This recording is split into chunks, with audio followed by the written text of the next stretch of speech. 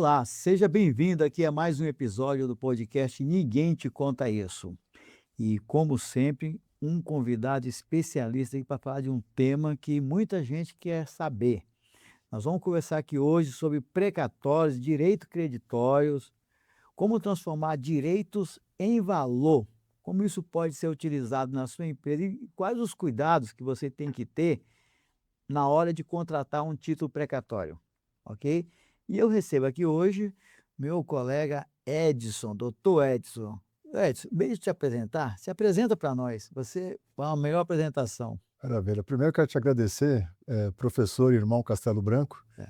né, uma grande oportunidade e uma satisfação aí estar junto contigo, né, e estar junto aí aos telespectadores do canal do professor, né, e é uma grata satisfação, meu retorno para o Brasil aí de 2026 já está frente a frente aí com Ninguém Te Conta Isso, né. Eu sou pai de 3 filhos, tenho uma netinha de 4 anos, casado, estou casado há 4 anos, fez agora dia 8 inclusive, mandar um beijão para a mulher aí que com certeza vai assistir, foi aniversário de casamento dia 8, né. Sou empresário há mais de 20 anos, né, primeiro sempre com um espírito bastante empreendedor, fundei aí uma empresa voltada na área de saúde que existe até hoje, né. Sou formado em administração hospitalar, fiz mestrado em saúde pública e privada aí pelo Albert Einstein. Depois eu fui galgar aí, me formei em direito, né, tenho especializações em direito público, me especializei no terceiro setor, e no terceiro setor passei aí principalmente de 2010, 2011 para cá, como diretor, como dirigente estatutário, também como prestador de serviço, num cargo de diretoria de várias organizações sociais, né, e tive a oportunidade aí de estar à frente de mais de 8.000 colaboradores em vários projetos, mais de 38 projetos. Também fui executivo de empresas de plano de saúde, né, e na minha ida a Portugal, hoje atualmente eu resido em Portugal, e como diz o português eu fico lá e cá, né, então entre Brasil e Portugal, e aprendi com uma frase de Fernando Pessoa que a minha pátria é a língua portuguesa, né, Fernando Pessoa, hein? e hoje no Brasil atualmente, né, entrei de sócio na Fajardos Associados, que é um escritório de advocacia em direito tributário. Na prática, nós fazemos estruturações financeiras, fiscais, tributárias para grandes empresas, à frente aí de um time que tem um capital intelectual formidável, né. Em Portugal, eu acabei fundando a Dias& Co, uma assessoria jurídica junto com alguns parceiros e sócios meus lá em Portugal. E dentro da Dias& Co, a gente começou a fazer bastante a questão da assessoria jurídica internacional voltada à blindagem patrimonial, blindagem financeira, abertura de empresa, trabalhar com o mercado de investimento, juntar as pontas entre investidores, principalmente os brasileiros que têm interesse de investir lá fora, né. Tem uns ministros aí brasileiros que fica colocando para você que ajudou a blindar o patrimônio dessa turma aí. Não, não, a gente orienta o caminho certo tem que ser feito, né, hoje em dia, né, porque eu passei aí alguns momentos da minha vida e eu confesso quando eu cheguei em Portugal, eu me especializei aí nessa questão de blindagem patrimonial, tive a honra de me associar a 2 pessoas fantásticas, uma delas é o Paulo Heffler, né, que é um irmão meu lá em Portugal, é um português de referência nessa questão do direito empresarial, e a outra é a doutora Naira, que é uma brasileira, mas uma juíza licenciada em Portugal, que trabalha com direito internacional, e a gente fez uma parceria de sucesso, fundei a Dias& Co, e a gente acabou sendo um escritório. A gente não representa ninguém em tribunal, né, eu tenho atividade jurídica lá em Portugal dessa assessoria, e grandes players, né, quando grandes players aqui do mercado do Brasil, quando procuram investimento lá fora, a gente cuida desde a pessoa física dele, né, que a gente chama de pessoa particular, até a pessoa jurídica. Legal. Deixa eu te perguntar aqui uma coisa. Você sabe, até por saber, você falou que você trabalha com a Organização Social da Saúde, Uhum. OSS. Isso. Isso. Eu acho que às vezes as pessoas não entendem o que que é isso. As pessoas às vezes elas acham o seguinte, que a saúde que você tem no teu município, ela é do estado, quando na verdade ela é terceirizada, executada por uma OS. Perfeito. Por que que os municípios utilizam as OSs para fazer esse tipo de trabalho e não eles executam diretamente esse trabalho? É um tema que me agrada muito, professor, a questão de organizações sociais, e eu confesso para você que quando eu entrei nesse segmento, né, como eu comentei agora há pouco, eu acabei montando uma empresa de plano de saúde em 2000, Certo. E em 2009, 2010 eu comecei a entender o que eram as organizações sociais. Naquela época, só tinha lei de OS, como a gente costuma dizer, no estado de São Paulo, no DF, Rio de Janeiro e município de São Paulo. Foi um dos desbravadores desse tema Brasil afora. E já passei aí por mais de 45 projetos, tivemos 38 projetos ao mesmo tempo, quando eu estava à frente como dirigente, como prestador de serviço de grandes organizações sociais. E a visão que eu tive imediata foi trazer, respondendo a sua pergunta, foi trazer um choque de gestão do privado para o público, né? Certo. Naquela ocasião, o Brasil tinha 190 milhões de habitantes e tinha cerca de 42, 43 milhões de pessoas com acesso a plano de saúde privado, Certo. que é da onde eu venho, Sim. né? Que é da iniciativa privada. Uhum. Hoje, por exemplo, o Brasil chega aí a quase 220 milhões de habitantes e nós estamos falando cerca de 32 milhões de pessoas com acesso a plano de saúde privado. O que eu quero Sim. dizer com isso? Hoje, atualmente, só São Paulo, por exemplo, 65% das pessoas, os paulistanos, quando fala São Paulo capital, já tem 55% tem mais de 65 anos. Ou Nossa. melhor, desculpa, mais de 55 anos. Então, o que eu quero dizer com isso? Cada vez mais que passa, a população do Brasil cresce, a faixa etária aumenta, até porque você vê hoje uma tendência muito grande, cada vez as pessoas casam mais velhas, têm filhos mais velhas, a população vai envelhecendo e, infelizmente, as pessoas perdem o poder de compra, o poder de acesso à saúde privada. Sim. E automaticamente a saúde fica para o poder público. Quando você olha o poder público, o orçamento de um município, né, que ele é completamente centralizado, né, dentro do governo federal, do ente federativo, o orçamento do município, mais de 50%, ele é tomado para pagamento de folha de pagamento, né, a despesa de pessoal. A educação, todo município é obrigado a destinar 25% do orçamento para a educação. E é obrigado a colocar 15% do orçamento para a saúde. Só que a média nacional hoje, do que se gasta, do que se investe na saúde, ultrapassa os seus 24%. Tem município utilizando 32%. O que eu quero dizer? Se você colocar hoje entre folha de pagamento, educação e saúde, acabou o dinheiro do município. Nossa. E aí, quando eu falo que o orçamento é centralizado, os municípios dependem do ente federativo, com emendas parlamentares Sim. federais, Para pagar, do inclusive, Congresso, de pagar a conta, né? E aí tem uma outra situação, você tem alguns entraves dentro da legislação que compete ao direito administrativo, que é o direito público. Por exemplo, você não pode contratar nenhum profissional com salário acima do salário do prefeito ou do secretário da pasta. Isso está dentro da lei orgânica. Então, como é que você consegue contratar um diretor clínico de um município de 20 mil habitantes, onde o prefeito muitas vezes ganha 4, 5, 6, 8 mil reais? Você não consegue. A outra coisa é a lei da responsabilidade fiscal do teto da incidência de folha de pagamento. Então, ou seja, a organização social, ela é uma entidade do terceiro setor, né, de interesse público. As pessoas elas confundem muito. Uma OS não é pública, ela é da iniciativa privada, mas ela é de interesse público porque ela trabalha com recurso público.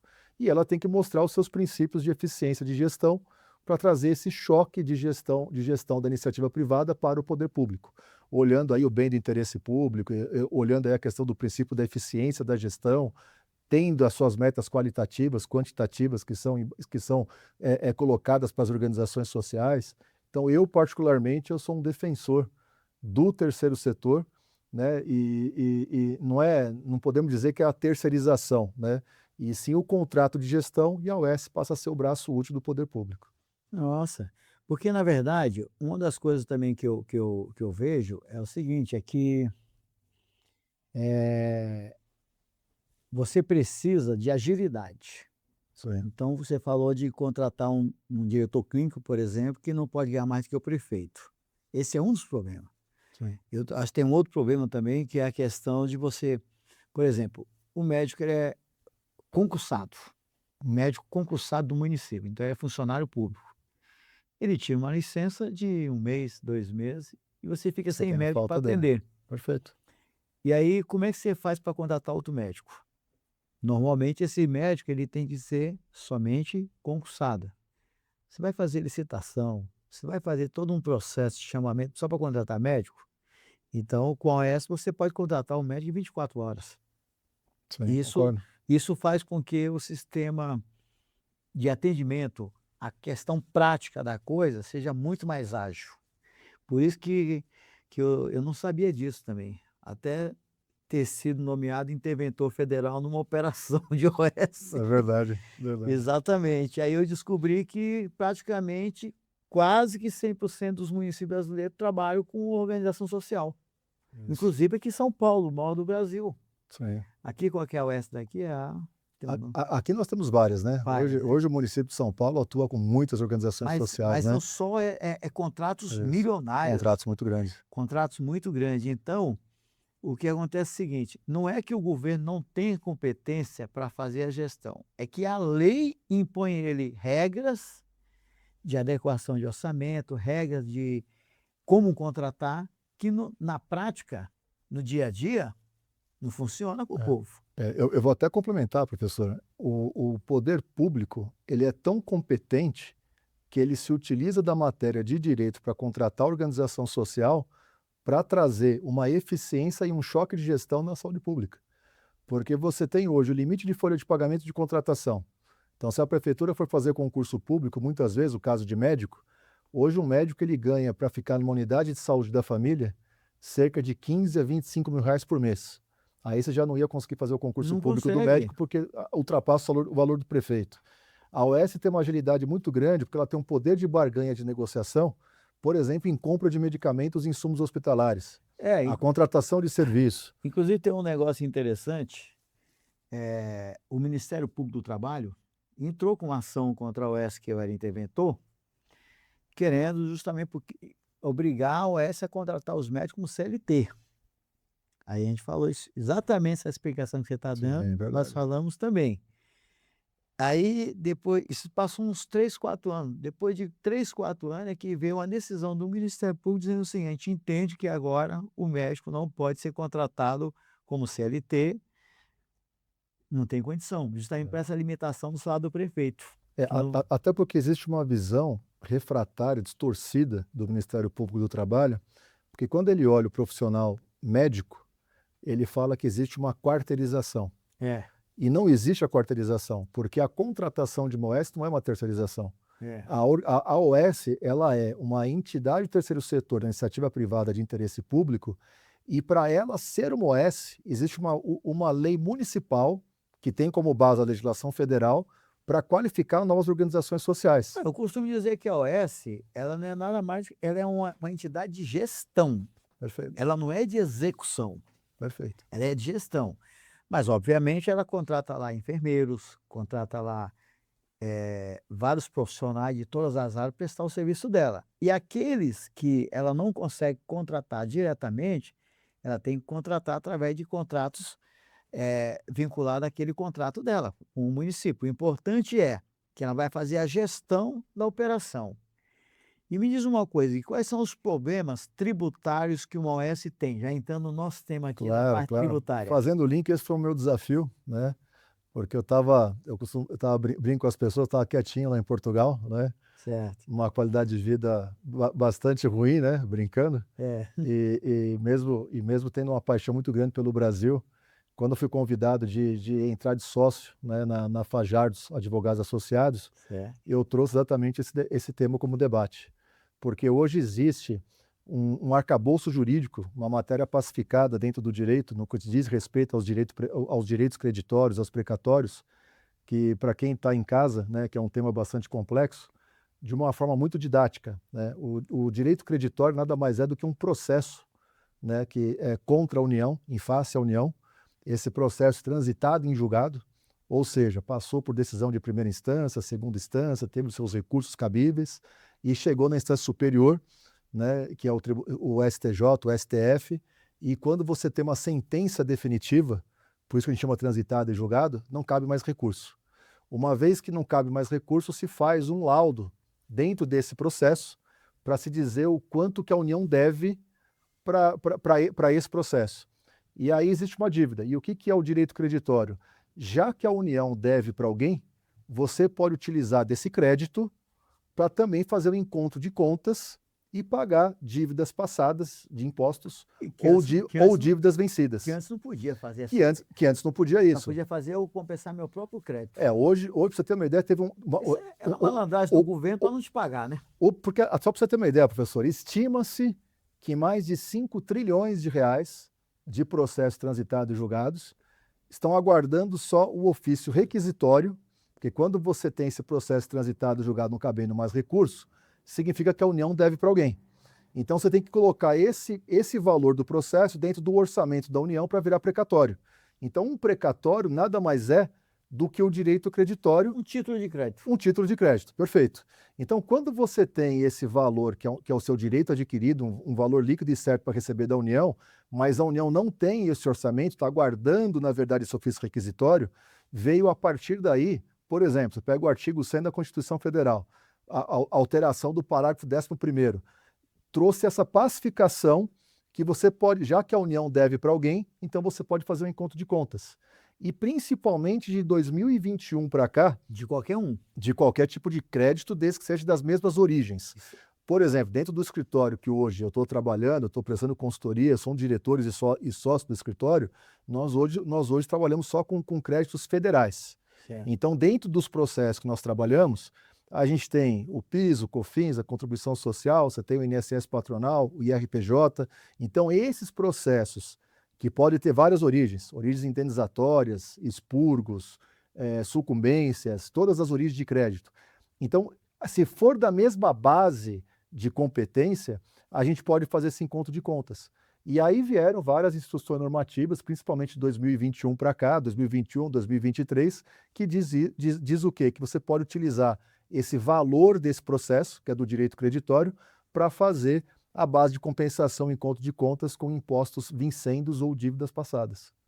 E aí, dentro desse desafio, professor, eu sendo uma pessoa que venho da área da saúde, né, tanto da área privada, como também tive uma experiência boa na saúde pública, prestando serviço para as organizações sociais, e haja visto que eu comentei agora há pouco, a OS ela é de interesse público, mas ela é da iniciativa privada, e por analogia, eu entendo que as organizações sociais, ela estende esse entendimento que hoje busco defender essa tese, que você pode ser utilizada para as OSCs, para as organizações sociais, para as santas casas, até mesmo times de futebol, enfim, por quê? A grande dificuldade hoje é quando um projeto do terceiro setor ele é deficitário e o gestor desse, como eu já fui um gestor prestando serviço para a organização social, eu busco ser eficiente. Então, por que não eu pegar um processo de direito creditório pacificado e aplicar dentro de uma organização social, buscando aí o bem do interesse público, a economicidade e a eficiência da gestão?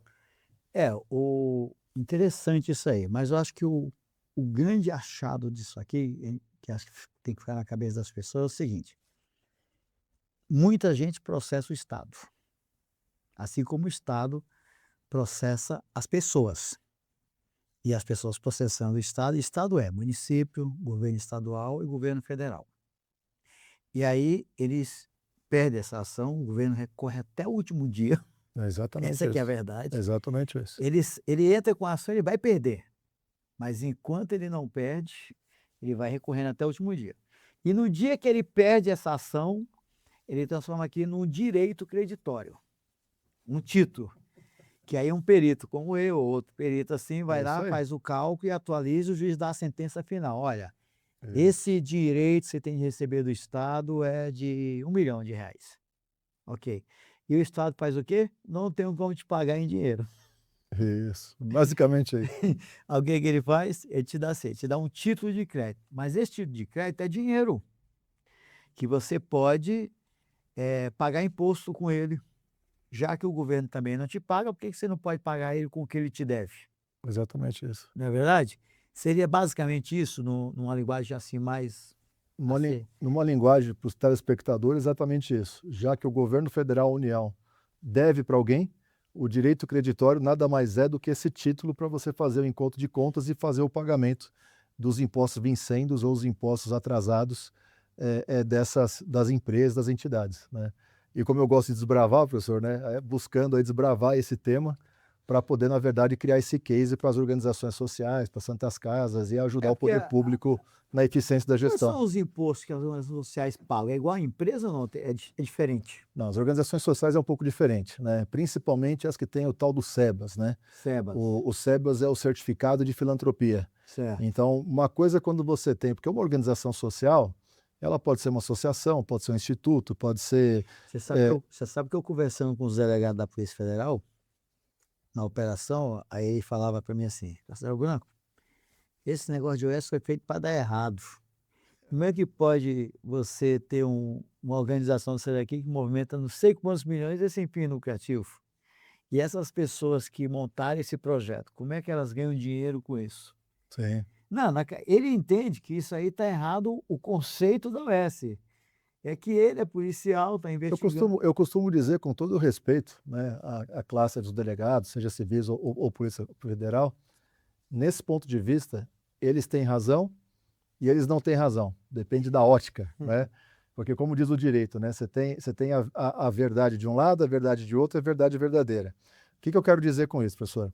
Quando você olha a organização social, eles têm razão nesse ponto de vista, porque, no meu ponto de vista particular, ainda falta algumas regulamentações. É o que eu estou falando. Como é que você enxerga uma organização social sem fins lucrativos, ou seja, o dinheiro que entra de um projeto público, ele tem que gastar 100% daquele dinheiro, sem fazer reservas para eventualidades, onde todo empresário faria essas reservas. Certo. A organização social, ela não tem taxa de administração, porque o taxa de administração caracteriza lucro. Então, significa, só para o espectador não se aprofundando tanto na matéria, mas a organização social, ela é obrigada, cada projeto que ela ganha uma concorrência com uma modalidade, entre aspas, de licitação, que é um chamamento de projeto, ela tem que ter um CNPJ e uma conta corrente específica para cada projeto. Sim. E aí ela vai receber o recurso do seu projeto naquela conta, e os recursos não podem transitar entre si. Muito menos você pode fazer um custo de rateio para poder colocar parte daquele valor para a sede. Ou seja, não é permitido uma taxa de administração. Eu, por exemplo, eu sou completamente favorável às pessoas se debruçarem sobre esse tema, porque a sede tem que ter uma remuneração, que não vamos chamar taxa de administração, e nem uma remuneração como lucro, mas ela tem que ter um rateio para contratar suas eventualidades. Né? Quer dizer, porque senão o que acontece? Senão você tem uma visão completamente falsa moralista, onde a organização social, sem fins lucrativos, filantrópica, presta serviço, está todo mundo ali se doando e não tem remuneração. Não, a entidade e personalidade jurídica tem que ter uma remuneração para suas eventualidades e como também deve prestar contas, não a prestação de contas do projeto. Não. Mas no ponto de vista dos delegados, que eu sou contra, onde eu falo o seguinte, criou para se dar errado. Não, por onde eu prestei serviço, nós tivemos o menor índice de mortalidade infantil. Não, eu vou corrigir aqui. Quando ele fala que criou para dar errado, que ele diz o seguinte, justamente por esse buraco que fica aí. Ele não está dizendo que a OS não presta serviço. Não, perfeito. O que ele disse foi o seguinte, agora como é que a gente consegue explicar o seguinte, que você monta um projeto, que só para montar um projeto custa lá uma boa quantia de dinheiro. Sim. Sei lá, 200 mil, 3 mil, montar um projeto bem montado para estruturar. Pô, vou apresentar um projeto para administrar a saúde de uma cidade. Sim, uma responsabilidade muito grande. 4, então não é um projeto que você faz assim por qualquer pessoa. Você está falando muitas vezes de 1/5, 1/4 do orçamento do município na mão de organizações sociais. Exatamente. Aí a questão é assim, essa pessoa só ali já tem um gasto absurdo, 300 mil reais para fazer um projeto, depende do tamanho do projeto, ou mais até. E aí quem é que paga? Essas pessoas, porque senão a prefeitura nem recebe. O que as pessoas não entendem, professor, é que elas são remuneradas dentro do próprio projeto. Por quê? Quando você contrata uma organização social, o CNPJ, o ente da personalidade pessoa jurídica da OS, ela não pode ter lucro e não tem a taxa de administração. No entanto, os seus diretores executivos estatutários e os seus diretores prestadores de serviço, através das suas empresas ou não, eles podem ser remunerados. Vou dar o exemplo da minha pessoa. Muito tempo atrás, eu fui dirigente de organização social. Mas remunerado mas tem que ter negócio de plano operativo, colocar lá no orçamento. Perfeito, porque quando uma prefeitura ou o Estado, ela solta um edital na rua, que a modalidade chama-se chamamento de projeto, sim, a OS vai apresentar um projeto técnico. Normalmente, você usa uma regra de 70-30, 80-20. O que seria isso? 70% da pontuação desse chamamento de projeto é a técnica, é o projeto apresentado, que inclui projeto, acervo técnico, qualificações de entidade. 30% desse valor, de 20% a 30% desse valor, é o menor preço. E eu falo que os municípios, eles levantam uma série histórica e falam quanto que vai ser utilizado de investimento, de gasto para aquele projeto. Aí o menor preço tem a sua maior pontuação. Quando a OS apresenta esse projeto, ela apresenta uma planilha de valores, não é o valor Sim. global. Essa planilha de valores, você tem as rúbricas pré-estabelecidas. Sim, sim. Orçamento. E aí, dentro desse orçamento, está previsto o quê? A contratação da mão de obra médica, que pode ser feita por pessoa jurídica. Está previsto no orçamento a contratação de empresas de serviço, como, por exemplo, empresas de laboratório, de imagem, de raio-x, engenharia clínica, desde o facilities, da manutenção predial, toda essa previsão. Normalmente, numa média, as OS elas utilizam 70%, 75%, podendo chegar até a mais que 80% do orçamento para a mão de obra, que envolve o CLT e a mão de obra médica. A mão de obra médica, 90% dos casos, é através de pessoa jurídica, porque o médico consegue ser mais bem remunerado e a OS consegue ter uma economicidade. Então, quando você olha esse conceito, falando direto aqui com o perito federal, judicial, da organização social, como é que eu responderia um perito numa intervenção, ou até mesmo um delegado de polícia com uma pergunta dessa? O objetivo de toda empresa na contabilidade é dar lucro. Sim. O CNPJ da entidade não pode ter lucro, mas as empresas que prestam serviço para o CNPJ da OS, o objetivo deles é ter lucro. Cada um é uma Então, empresa então individual. todos são individuais. Sim. E os prestadores de serviço da OS, vou te dar o meu exemplo. Eu fui diretor de entidades de OS há muitos anos atrás e tive minha remuneração CLT. Só que dentro da minha bagagem, da minha formação, da minha experiência da área, o meu custo hora é um valor diferente do outro custo hora, como tem pessoas que é acima do meu valor. Então, o que eu optei? Eu optei em não ser diretor estatutário da entidade, estou falando isso mais de 10 anos atrás, e optei em montar uma empresa especializada de suporte à gestão de organizações sociais. Certo. E a minha empresa prestava serviço para organizações sociais.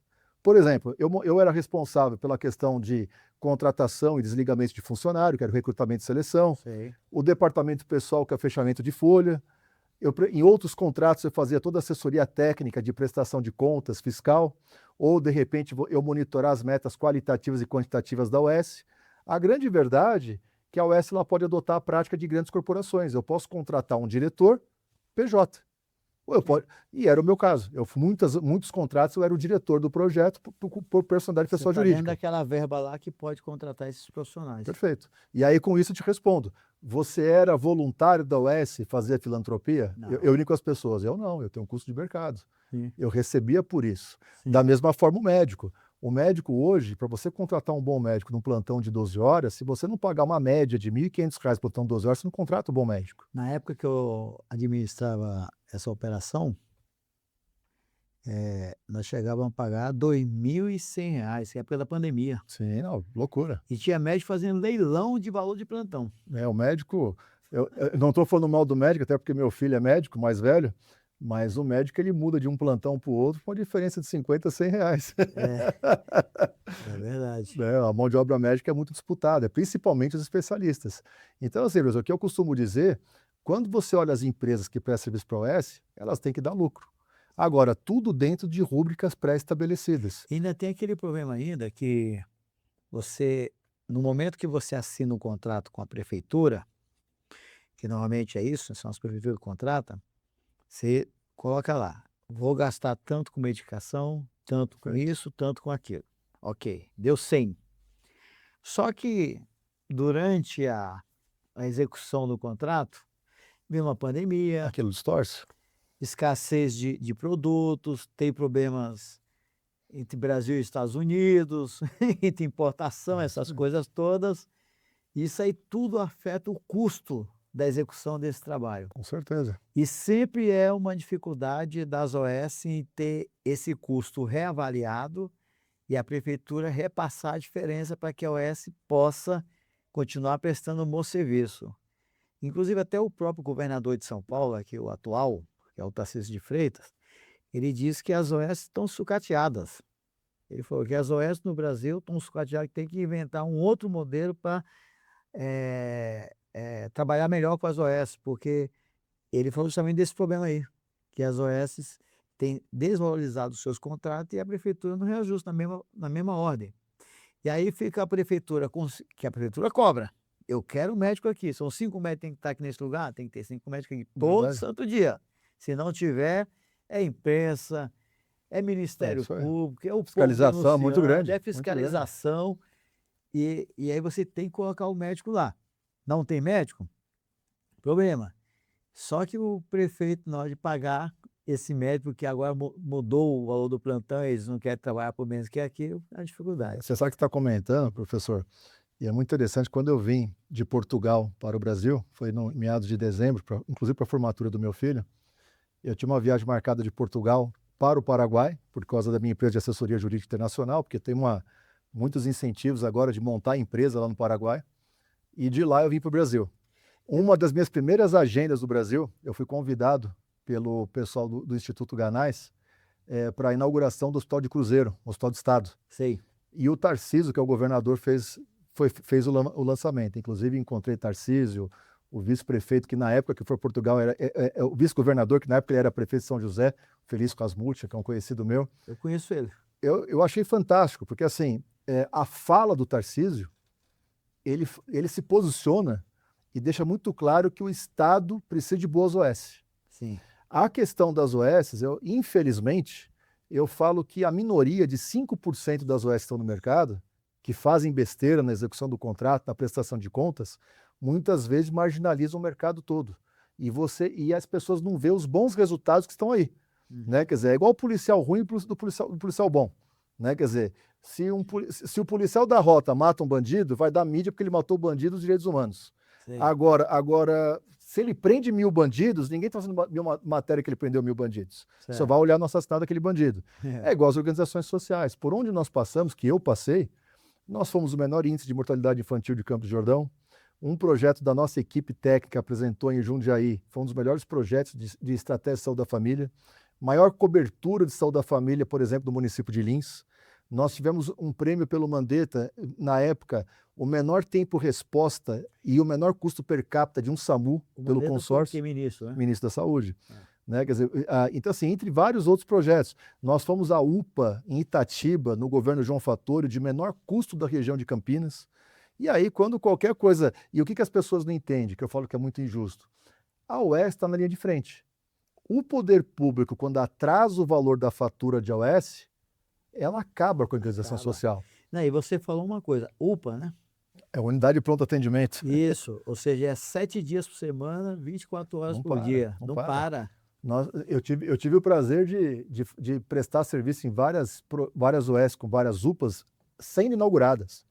Né? E na época era a UPA Forte 1, 2 e 3. Uma UPA 3 falam que em média tem que passar 400, 500 pessoas por dia. Nós tivemos inauguração numa UPA de Sertãozinho na época que passava mais de 600.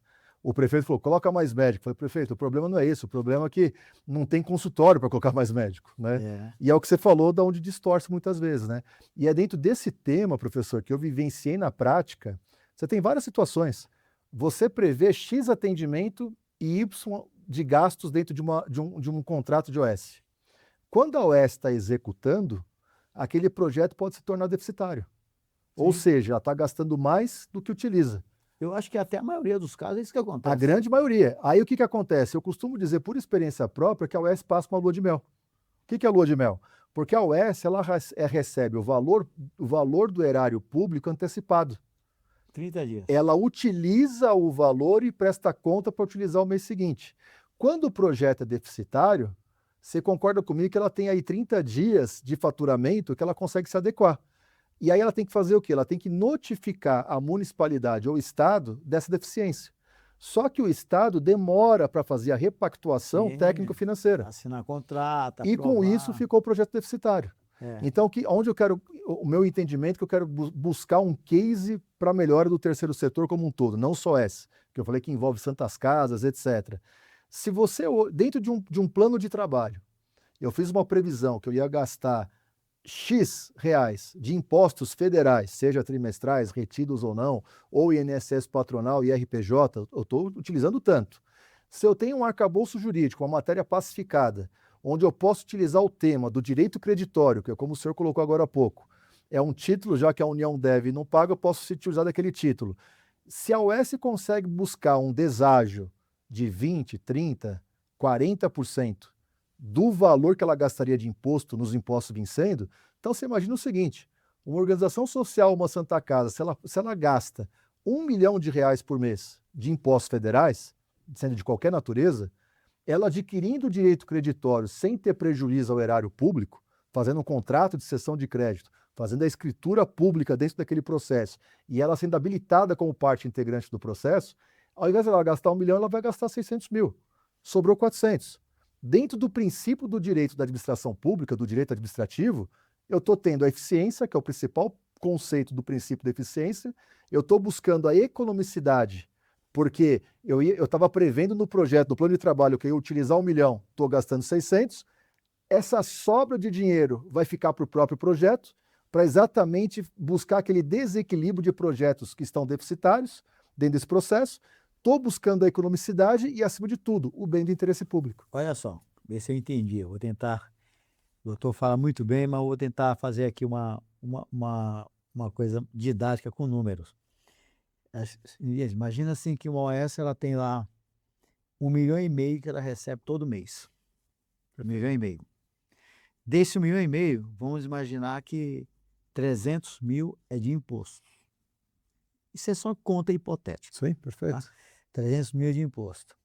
Você está querendo dizer o seguinte: como a prefeitura tem dificuldade em reajustar os preços do contrato para que a OS não deixe de ficar deficitária, uma das formas que você está colocando, uma saída inteligente que eu estou vendo aqui, seria pegar aqueles 300 mil de imposto, eu ir atrás de quem tem um título precatório, Perfeito. no valor de 300, como o governo federal vai demorar 1.000 anos para pagar aquilo ali, eu falo assim, olha, eu te compro hoje um deságio, 50% que seja, então esses 300 mil eu pago 50. Então eu comprei 300 mil por 50, por 150. Mas só que eu tenho 300. Eu vou lá, pago o imposto. Perfeito. Para salvar o projeto da UES, uma vez que a prefeitura, em tempo, não reviu o contrato, não atualizou, e você precisa deixar a UES de pé, bonitinha, prestando o serviço, Perfeito. sem faltar uma agulha, sem faltar nada, porque tudo que acontece lá é culpa de quem está prestando De serviço. quem está prestando serviço. É isso aí. É isso. Eu estou utilizando uma matéria de direito pacificada, né, no Supremo, dizendo que eu posso utilizar esse direito creditório para buscar eficiência na gestão, né? E automaticamente os projetos que estão superavitários, ou melhor, deficitários, eu vou, na verdade, com essa economia que eu estou gerando no que eu pagaria de impostos, lógico que vai ser tudo isso prestado contas, eu vou repor o quê? Essa deficiência. Eu vou repor muitas vezes as verbas rescisórias que deveriam estar sendo guardadas, ou eu vou pagar, de repente, médicos que estão atrasados, ou até mesmo folha de pagamento, enfim, vou acabar utilizando dentro da gestão. E aí eu vou aproveitar a oportunidade, professor, até pela audiência aí dos seus espectadores, os telespectadores, e também tem os projetos superavitários. Aquele projeto que a prefeitura está em dia e está sobrando dinheiro na conta, você fala, pô, então você não utiliza o direito creditório? Não, você utiliza também. Porque como estava previsto no plano de trabalho, gastar os mesmos 300 mil reais de impostos federais, e se eu utilizar o direito creditório, eu vou gastar 150 e vai sobrar 150, você concorda que vai sobrar mais 150 na conta do que já estava superavitário. Sim. Aí você fala, o que você faz com esse dinheiro? Porque o dinheiro não é do OS, o dinheiro é público. Não é lucro. Você comunica o secretário de saúde e o prefeito, a municipalidade ou o governo do estado, e aquilo que sobrou de dinheiro, você vai falar para o teu contratante, ou eu devolvo para o erário público, mostrando eficiência, ou de repente o poder público falar para mim reverter investimento no projeto. Eu posso equipar hospital, eu posso comprar ambulância, eu posso comprar medicamento, eu posso fazer mutirões de saúde. Ou seja, de novo, é o princípio da eficiência e bem do interesse público, porque o projeto sendo deficitário, eu vou equalizar o projeto. Se ele é superavitário, eu vou, dentro das minhas metas qualitativas e quantitativas, eu vou gerar mais serviço. Detalhe que tudo isso ele é fiscalizado pela Comissão de Contas do município, é fiscalizado pelo aqueles negócios lá que tem Conselho da Saúde do município, e por fim é fiscalizado ainda pelo próprio Tribunal de Contas do Estado de São Paulo. É isso mesmo. Ou seja, mexer com dinheiro público Não é fácil. Não é fácil. Todo mês tem que prestar conta para a municipalidade, você tem a prestação de contas a cada quadrimestralmente ou trimestralmente para a Comissão de Saúde dos vereadores, você tem o Conselho de Saúde da municipalidade que participa, uma vez por ano para o Tribunal de Contas, né, do Estado, e se tiver o dinheiro federal, o Tribunal de Contas da União, e além do que a fiscalização externa que envolve aí de Ministério Público, pedido de informação de vereador, quer dizer, então assim, existe toda uma competência por trás disso. Uhum. Eu entendi como é que funciona isso aí. Bom, mas isso aqui já deu para o nosso público aqui entender que esse trabalho de OS é um trabalho muito forte, é um trabalho importantíssimo, e sem as OS os municípios não andam. Hoje eles param. É. Hoje não existe um estado do ente federativo Que não tem que essa. não tenha organização social e saúde pública. É. Tanto é que esse case de sucesso se expandiu para a educação e para as outras várias áreas, como na verdade um braço útil do governo. Mas o que o nosso amigo lá, delegado, falou aqui, dizer o seguinte: do jeito que está, dá confusão, porque dá a impressão que você está pegando dinheiro que não é seu, né, não sei o que, essa confusão de entendimento. Nem a própria polícia, às vezes, entende como que as coisas acontecem. Sim, Às vezes o Ministério Público também não também não entende, entende. O judiciário não o entende. Judiciário não entende, e aí, às vezes, tem essas operações aí que dá a impressão que a Quer pessoa... ver um exemplo, professor? Eu passei por um município, por vários. Teve município, por exemplo, no estado do Rio de Janeiro, que ficou inadimplente 3 meses com a organização social. Certo. E depois rescindiu o contrato. Quer tomar uma aguinha aqui? Vou tomar Pode aguinha. aqui, ó. Aproveita aí. E depois acabou rescindindo o contrato. Onde eu quero chegar? Se a OS não tem um fator gerador de receita próprio, aquela dívida do município junto à a OS tem que cobrar da municipalidade. Ela não pode executar o município, o poder público. Ela tem que fazer um processo de reconhecimento de dívida. E depois que essa dívida for reconhecida, ela vai executar. Só que, em paralelo a isso, a OS não tem recurso próprio, a gente voltou para aquela visão que a entidade sede não tem recurso próprio de reserva, para pagar as rescisões trabalhistas. Nesse município, a entidade que eu prestei serviço teve mais de 400 ações trabalhistas. As ações trabalhistas, em 6 meses, se a OS não paga, automaticamente vai penhorar o dinheiro da OS com o contrato bom. Então você imagina que o contrato da cidade vizinha, que é superavitário, não tem nada a ver com a inadimplência do município que está inadimplente, ele vai ter o dinheiro penhorado de um problema que não é dele. Problema trabalhista, por exemplo. Problema trabalhista, como execução civil, por exemplo. E se não tiver recurso, o que eu quero dizer que nem o judiciário entende?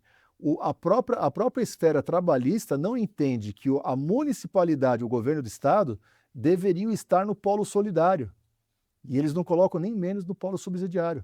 Eles preferem fazer a desconstituição da personalidade pessoa jurídica da OS, atingir seus diretores estatutários, do que colocar o município como polo solidário, porque eles não entendem o que é a natureza de uma organização social. Eu vi que o doutor Edson aqui é apaixonado, conhece muito desse assunto de OS. Agora, vamos aqui avançar um pouquinho aqui na nossa pauta e falar assim, a reforma tributária vai abrir mercado para quem trabalha com essa questão de crédito tributário, ou isso aí, nessa reforma agora, isso vai impactar em alguma coisa nesse sentido? Olha, a reforma tributária, eu falo que ainda ela é uma celeuma e está todo mundo com uma visão muito distorcida do que pode acontecer. Ou melhor, está todo mundo num campo cheio de neblina sem saber o que vai acontecer. Porque, por exemplo, você pega impostos estaduais, que não é o nosso caso do escritório. Até então, o imposto estadual, quem recebe é da onde você fabrica aquele produto. A partir de janeiro, você vai ter que arrecadar para onde está sendo fornecido. Eita. Aí eu vou abrir um parênteses, professor. Com a expertise que você tem e pelo nome que você tem, ninguém está debatendo a reforma tributária, ou melhor, não vou falar ninguém, a única pessoa foi um professor meu chamado professor Dr. Caio Bartini, Sim. que tem inúmeros livros da área, e hoje eu falo que é um dos melhores nomes da reforma tributária. Ninguém está debatendo, a não ser ele que eu estou vendo, a reforma tributária, o impacto que vai se dar para o setor público. Por quê? Como é que você fecha um orçamento para 2027, sendo que esse orçamento tem que ser aprovado agora no segundo semestre de 26, para ser executado ano que vem? Não entendendo como é que vai ficar o seu orçamento. O município vai olhar só o quê? IPTU? ISS? Tá, e quem depende... E o Estado? O Estado de São Paulo, que é um Estado extremamente industrializado. Nós estamos vendo aí o seguinte, né? Que nós temos aí uma eleição para presidente polarizada, Sim, onde muito. o presidente atual, tipo assim, ele quer que essa reforma do jeito que está, ela vá, seja implantada, que é para já iniciar a arrecadação, 1º de Sim, janeiro. Já o principal oponente, ele entende que assumiu, ele vai rever toda essa reforma para não, segundo ele, não prejudicar a classe empresarial, que é a classe que alimenta a economia e que faz a economia girar. Então nós temos essa polêmica aí também envolvida até na questão das eleições sim, eu presidenciais. acho que é um debate muito grande, né? É, Porque a reforma tributária hoje, vamos dar um exemplo no tema hoje que eu por estou desenvolvendo, porque na que verdade é uma coisa que é o seguinte, só para desculpa te imagina, interromper, imagina. é a questão é o seguinte, que eu vejo assim, essa é uma lógica minha, não sei se eu estou Uhum. errado. A gente fala reforma tributária, quem que você se preocupa? O empresário. O empresário. O empresário é o principal foco de todas as palestras, todos os eventos que tem aí, é como resolver a questão para o empresário, como é que ele tem que se adequar na reforma tributária. Mas tem um detalhe, que acho que as pessoas não estão se atentando, pelo menos o consumidor. Essa reforma tributária, porque para o consumidor é muito assim, eu tenho um negócio que é 1.000, vou aumentar 15% o meu imposto? Vai. Então agora eu vou vender por Precisa 1.150, repassar. vou aumentar 1.150. Então, É isso a aí. reforma tributária, ela é do consumidor. É O isso aí. empresário, ele simplesmente vai refazer a conta de trás para frente para fechar para ele. Sim, verdade. Caso contrário, ele fecha a empresa e acaba com o negócio, porque ele não vai assumir um custo que ele não tem condição de assumir. Então, todos os custos que o empresário vai ter na reforma tributária, que até agora é uma polêmica, né? O governo ainda não anunciou quanto é que é a taxa Perfeito. que vai ser agora cobrada, se vai ser 25, se vai ser 28, 30%. Porque isso aí eu imagino que, se eu já devo saber quanto é que é essa taxa. Eu tenho muita gente para estudar isso aí. Se eu não quero anunciar isso agora, porque isso não é bom para mim. Politicamente não é bom nas Politicamente eleições. não é bom. Então é melhor que passe as eleições e depois eu Verdade. mexo nessa taxa.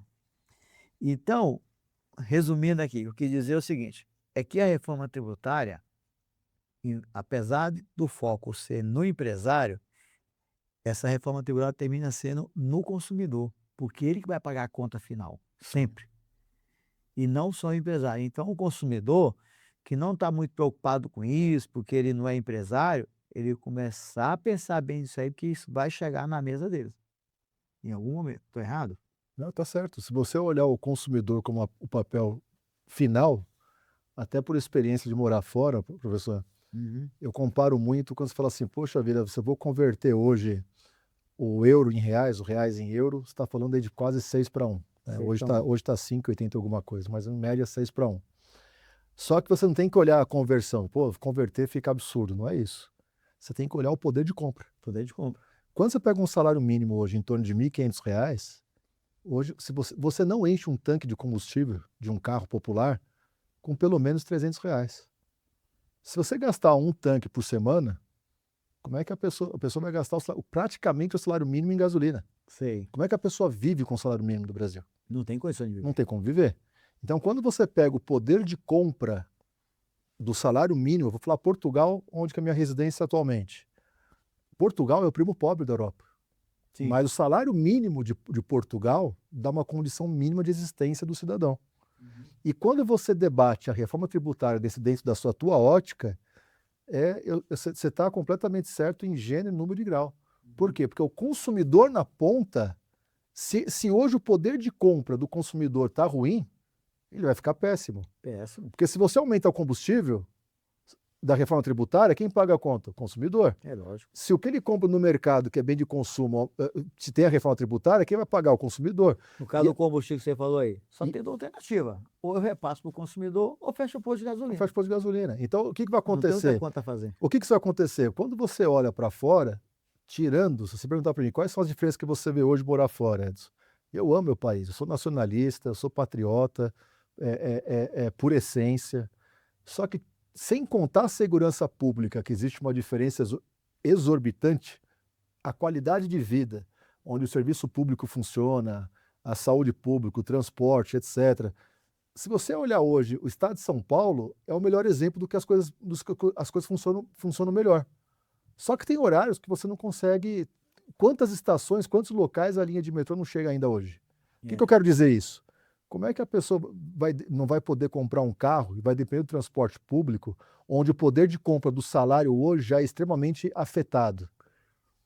A última vez que eu vi o, o Brasil parece que está em São Paulo, por exemplo, parece que está na posição 40 mundial Isso aí é em termos verdade, de transporte público metrô. verdade, verdade. Falta muito ainda para E nós aqui. olha que esse atual governador aí, que tem aquele viés de infraestrutura e tal, aumentou pra caramba nos últimos tempos aqui, botou as obras que estavam paradas, contratada, pôs para funcionar.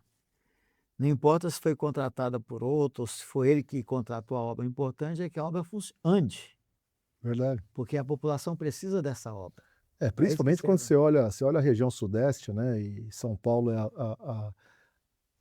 puxa toda essa locomotiva, é o exemplo do Brasil. É que, na Mas quando você verdade, compara o estado de São Paulo, que é o melhor do Brasil em termos de infraestrutura, com o país da Europa, Estados Unidos, a gente vê que está muito você anos-luz. sabe o que acontece? É assim, é que, na verdade, o doutor Edson, o consumidor, ele não consegue perceber que ele é o que sustenta a operação. É isso aí. Ele acha que é sempre o governo, não é ele. Ele não, mas eu não estou pagando imposto. Eu não estou pagando imposto. Ele não consegue sentir isso na pele. Ele não consegue entender que uma garrafa de água mineral, O imposto está ali dentro. ele está pagando aquele imposto. Ele não consegue enxergar isso. Eu acho que no dia que o consumidor ele perceber claramente que ele está pagando aquilo ali, que ele tiver essa consciência, tudo vai mudar. Vai mudar a política, vai mudar a pressão em cima dos governantes, vai mudar a fiscalização, vai mudar tudo. É que hoje ele ainda não consegue perceber. Ele acha assim: isso aqui o problema não é meu. É isso aí. Se eu conseguir ali comprar um prato de comida por R$ 20, por 50, por 100, se eu consigo comprar uma roupa por X valor, se eu consigo pôr gasolina, fechou minha conta aqui, ele acha que ele não tem nada a ver com o resto do problema. É isso aí. Então está faltando um pouco. Hoje fala-se muito em educação financeira, educação disso, mas teria que ter essa educação tributária também. A educação política envolvendo a tributária, né? As É, pessoas não enxergam isso hoje. as pessoas têm que entender isso aí na escola. É difícil você mudar a cabeça do adulto.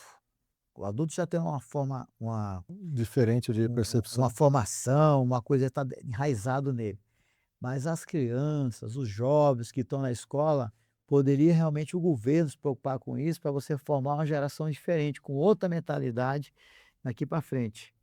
E aí você colocar políticos realmente que entendam de reforma, entendam de economia, entendam de sistema tributário, entendam de juros, entendam essas coisas. E obviamente a gente tem que acabar um pouco com esse câncer que, ó, diga-se de passagem, não é só brasileiro, é mundial, chamado Verdade, corrupção. verdade. É uma lenda o brasileiro achar.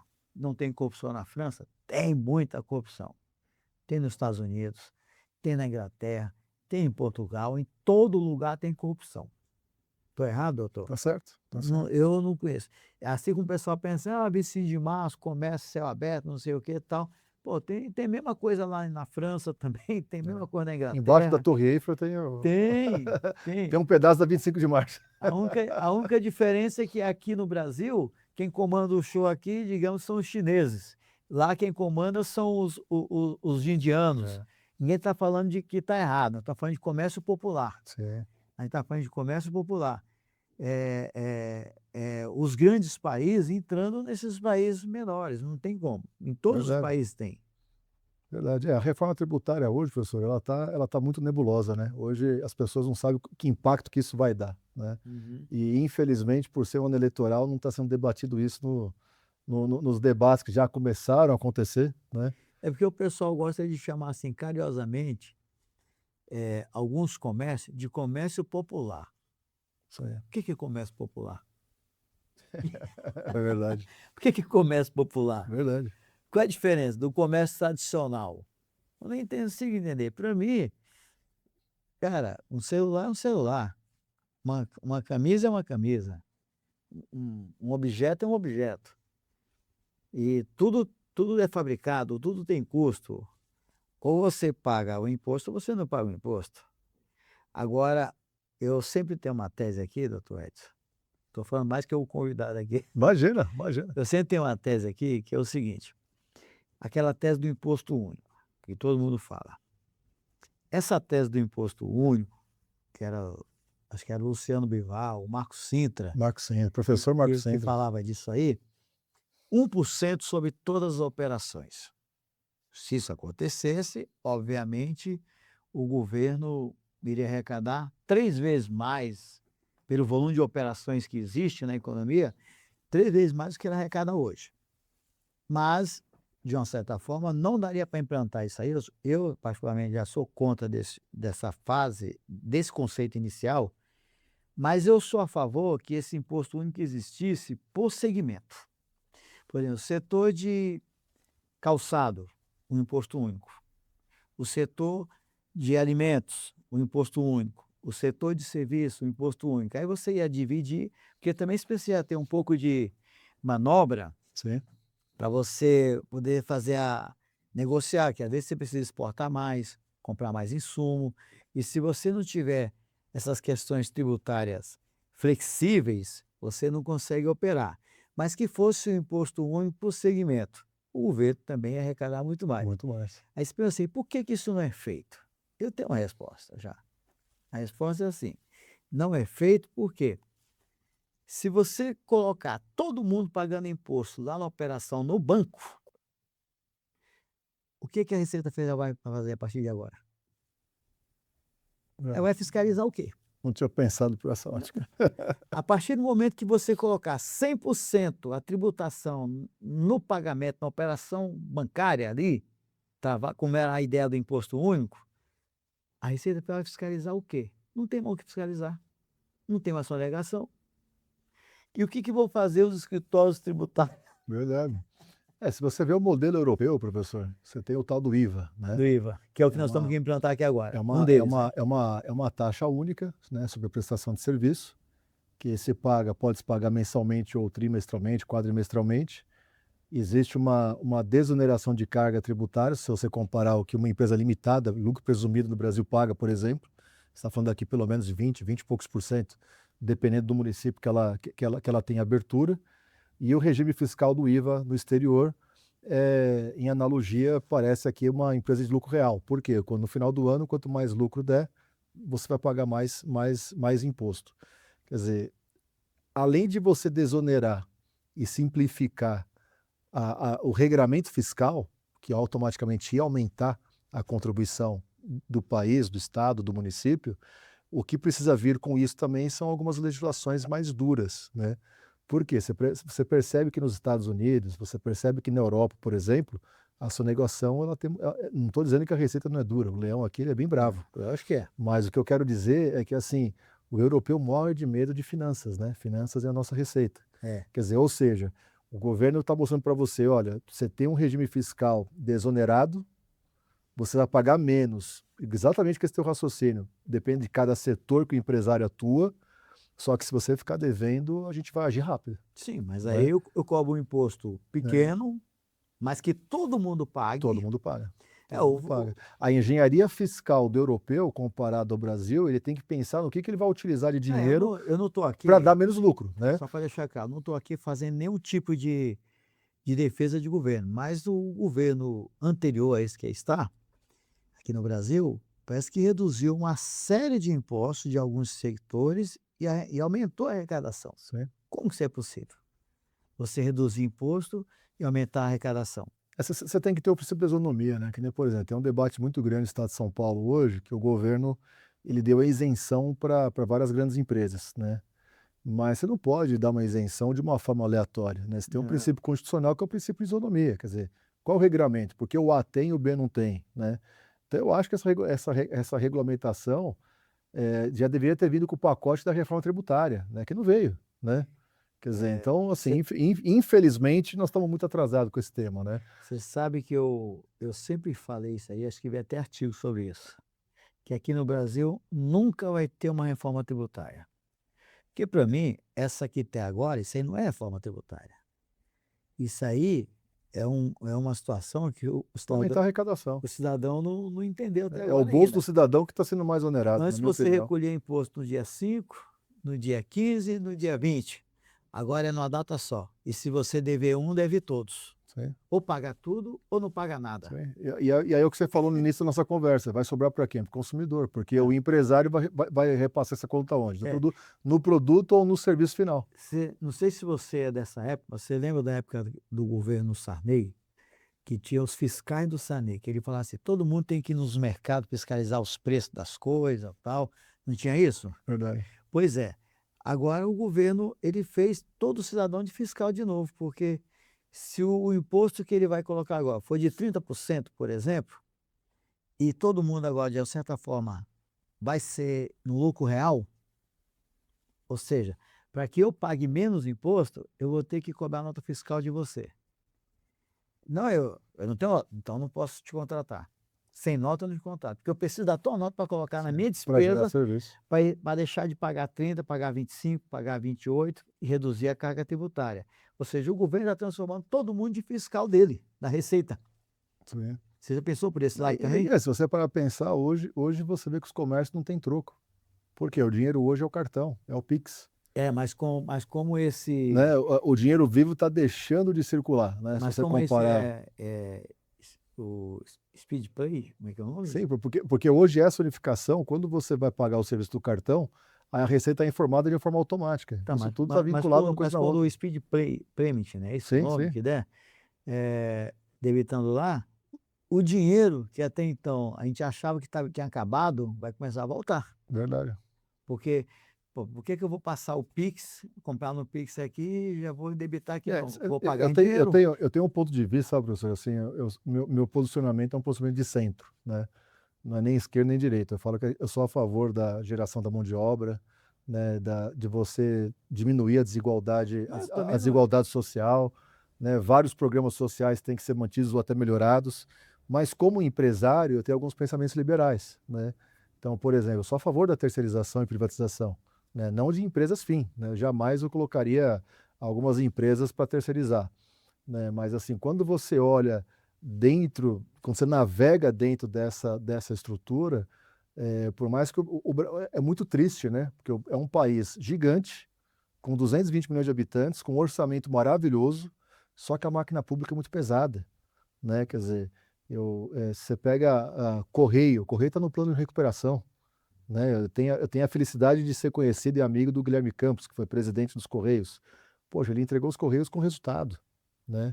E hoje o governo federal tem que mandar aporte para plano de recuperação, né? Você pega a Petrobras mostrando resultados fabulosos, mas você vê o gasto de uma Petrobras, quer dizer, então assim, e aí o que acontece? Infelizmente, essa gestão do dinheiro público, do erário público, a gente estava falando agora há pouco de OS no começo da entrevista, nós estamos olhando um cenário micro, e a gente mesmo assim a gente acha contrato de Não, milhões. Agora, quando você olha o orçamento do Brasil, falta o choque de gestão, porque o doutor nosso Edson, Brasil arrecada muito. doutor E Edson, cada vez quer julgar mais gatilho para aumentar essa arrecadação. não, doutor Edson, obviamente que tudo é gestão. A questão é o seguinte, só que para você ganhar uma eleição, muitas vezes você precisa compor muitos partidos. Sim, é verdade. Obviamente, você ganhou a eleição. Aí a questão é, como é que vai fazer agora que ganhou a eleição? Eu te ajudei. Ou você me ajuda agora, Verdade. ou você nem dura um mês no poder. Então eu começo a ter o quê? Eu começo a colocar todos os partidos que me ajudaram para gerir essas E a maioria da população não enxerga isso, né? estatais. Não, não Porque você enxerga. pega o primeiro e o segundo mandato do Lula, ele tinha grande maioria no Congresso. Por quê? Ele fez uma boa composição. Quando você vê, por exemplo, o Bolsonaro sentou na cadeira, ele tinha uma boa equipe técnica de governo, mas não compôs. Foi difícil transitar Tem que compor. dentro do governo federal. Você pega o mandato atual do Lula, por exemplo, ele tem dificuldade de transitar qualquer pauta, como, por exemplo, que você tenha que ter a maioria absoluta. Né? Quem está assistindo em casa, a maioria simples seja, é 50% mais um. O A equilíbrio maioria absoluta é 2/3 da o casa. equilíbrio de forças Não está tá desigual. As desproporcional. pessoas olham a figura do presidente e esquecem de enxergar o Congresso. Né? São 573 deputados federais com 81 senadores. E infelizmente, ou felizmente, depende da ótica, porque isso é democracia, você tem os partidos políticos, você tem várias cabeças pensando ali dentro. O que é muito triste é essa negociata, né, para você gerir o Congresso Nacional. E aí eu vejo que é um desserviço, quando você enxerga por essa ótica, quando você olha o Congresso Nacional, ele tem travado o governo federal. Eu não estou aqui para defender o Lula ou o Bolsonaro, como eu falei, minha posição é de centro, né? Mas hoje o Brasil não anda se você não tiver o Congresso em convergência com o presidente da República. Da mesma forma, o governador. Se o governador não tiver uma composição com a Assembleia Legislativa, ele não vai conseguir colocar a propositura de grandes leis. Aí o que acontece? O presidente só consegue aprovar coisas com maioria absoluta, negociando o quê? Emendas parlamentares para a bancada, para aumentar o orçamento ou negociando o cargo. Então, assim, ainda Mas nós isso estamos aí, engatinhando, né? mas isso aí, doutor Edson, olha, lá nos Estados Unidos também é assim. É normal, isso é geral. O republicano tem que ter, se é governo republicano, tem que ter mais republicano, se é democrata, mais democrata. Lá na França nem se fala. Tudo igual. É uma briga danada. A grande verdade, Na professor, Alemanha, você vê que na Inglaterra, até na época do Churchill lá, da Margaret Thatcher, tinha essa briga de composição de força das cadeiras aqui. A questão é que em alguns locais, as pessoas estão lá por um status mais social, por uma questão mais assim, no caso, mais assim de institucional mesmo. Aqui, essa composição de força, ela se dá por motivos diversos, sim, que nem sempre são os motivos republicanos. sim. A minoria tem posicionamentos ideológicos, né? Porque a É. grande maioria tem pensamentos pragmáticos. Eu, E eu eu, não eu estou acho, falando, eu não tô falando que é errado ser pragmático ou não. Eu tenho uma reflexão muito profunda, porque, por exemplo, quando eu entro na Igreja da Sé, em Lisboa, poxa, aquela estrutura física existe há mais tempo que o Brasil. é, Fui visitar a Universidade de Salamanca, na Espanha, uma universidade de 700 anos. sim. O que eu quero dizer com isso? O Brasil é um menino, né? O Brasil é um país de É um quê? menino, é um menino. 200 anos de Né? república, É um praticamente, menino, 200 anos de república com pouco mais de 500 anos né, de fundação, de existência. de Quer dizer, você existência. está falando que uma universidade na Espanha, em Salamanca, é mais velho que o nosso país. E olha, É, muito mais velho. Agora, é aí que nós, cidadão, não podemos deixar de cumprir o nosso papel. é. Por quê? Porque assim, ainda nós estamos naquela fase que você consegue educar. Né? O Brasil, ele é uma criança, não é nem um adolescente. Quer dizer, então assim, por exemplo, eu fico muito triste quando eu vejo o resultado nas urnas, os brancos nulos, a abstenção das pessoas querendo votar. Quer dizer, então não adianta a pessoa não votar e depois criticar a política, porque você não está fazendo parte da história, né? Aí é uma questão de matemática. As pessoas não sabem que a ausência do voto dela Vai impactar de é ajuda isso aí, naquele pessoal que votou. Às vezes, é isso aí. tem até, o partido, para ganhar uma eleição, eles sabendo assim, ó, vamos supor o seguinte, vamos fazer uma continha básica aqui. Eu tenho 100 eleitores que votam. Tenho certeza que 100 eleitores votam. E do outro lado, tem 120 eleitores que votam. Se eu tenho certeza que meus 100 eleitores vão votar, eu vou fazer de tudo para aqueles 120 É isso aí. eleitores que vão votar no outro candidato não vote. É isso aí. Não vote, porque se votar 90, eu ganhei a eleição, porque eu tenho 100 que votam. Quer ver um número absurdo, Então, professor? essa conta os partidos fazem. Fase, com certeza. Às vezes, eles querem mesmo, ó, eu garanto que 1 milhão de eleitores do partido X vai votar. Então, eu vou garantir que do outro partido não vote. Então, porque tem muito até... Eu lembro que aconteceu na eleição no Rio de Janeiro, que o governo, para ganhar a eleição, o que ele fez? Para evitar que o outro ganhasse, ele deu aquele ponto facultativo numa quinta-feira, que é para o pessoal viajar na quinta, emendar a sexta e não votar no domingo. E com isso o cara ganha a eleição, Quer ver um número com absurdo, abstenção. professor? Você tem hoje um país com quase 220 milhões de habitantes, você tem aí um pouco mais de 180 milhões de eleitores, e você está falando que ultrapassa 20 milhões de pessoas que não votam, ou branco, ou nulo. É. Então você está falando aí mais de 10%, quase chegando aí, vou ser ousado. Você está falando de 12, 13, daqui a pouco vai chegar 15% sabe, da população que não vota. Isso é eleição de condomínio. Não vota. Agora, quer ver um exemplo? Em Portugal, eu voto em Portugal. Em Portugal, o que é uma democracia? Vota quem quer. Você não é obrigado a votar. É.